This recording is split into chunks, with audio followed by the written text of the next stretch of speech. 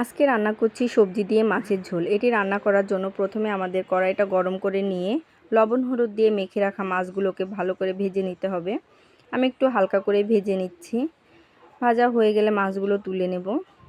মাছগুলো তুলে নেওয়ার পরে অবশিষ্ট যে মাছ ভাজার তেল থাকবে এটার মধ্যে আমি দিয়ে দিচ্ছি পরিমাণ মতো পেঁয়াজ কুচি। দিয়ে পেঁয়াজটা নরম হয়ে আসলে দিয়ে দিচ্ছি লবণ, পরিমাণ মতো হলুদের গুঁড়া, পরিমাণ মতো মরিচের গুঁড়া, পরিমাণ মতো আদা রসুন জিরা বাটা, সামান্য পানি দিয়ে মশলাটাকে কষিয়ে নিয়ে দিয়ে দিচ্ছি কেটে রাখা সবজিগুলো দিয়ে হালকা পানি দিয়ে বেশ কয়েকবার আমি কষিয়ে নেব।